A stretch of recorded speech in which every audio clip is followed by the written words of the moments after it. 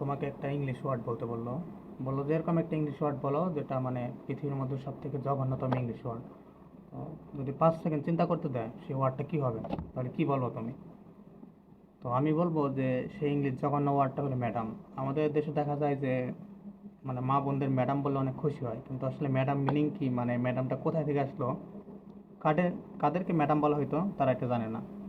আসলে আপনারা যদি দ্য রুসো ফিলোসফারের বইটা পড়েন, সে হলো ব্রিটিশ ফিলোসফার। তো সে জায়গায় অনেক সুন্দর করে মেনশন করা আছে যে ম্যাডাম কাদের বলা হইতো, ম্যাডাম মানে কি। তো ফ্রান্সে প্রস্টিটিউট ব্যবসা, দেহ ব্যবসা, এটা অনেক ভালো রমরমা ছিল।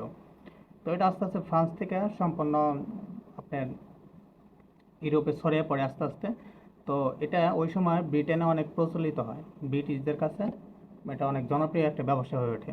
তো এই যে যে আপনার এই প্রস্টিটিউটের যে হেড ছিল বা যে সঞ্চালক ছিল, মানে সব কিছু যে নিয়ন্ত্রণ করতো, তো তাদেরকে বলা হয়তো ম্যাডাম। তো সেই জায়গা থেকে ম্যাডামটা আসছে। তো এটা আসলে এটা টোটালি আসলে মানে ফুল ইংলিশ মিনিং না এটা। এই ম্যাডাম শব্দটা আসছিল ফ্রান্স থেকে। তো তখন তাকে বলা হয়তো মডাম। তো সেই জায়গা থেকে চেঞ্জ করে আস্তে আস্তে মানে ভাষার পরিবর্তন হয়ে এই জায়গায় ঢুকছে ম্যাডাম। তো ম্যাডাম বলতে এই প্রস্টিটিউটদের ম্যাডাম বোঝানো হয়তো। এখন যদি আমার কাছে জানতে চান আপনি কীভাবে জানলেন যে ম্যাডাম মানে হইলো যে যারা প্রস্টিটিউট ছিল তাদের ম্যাডাম বলা হয়তো ব্রিটিশ সময়ে।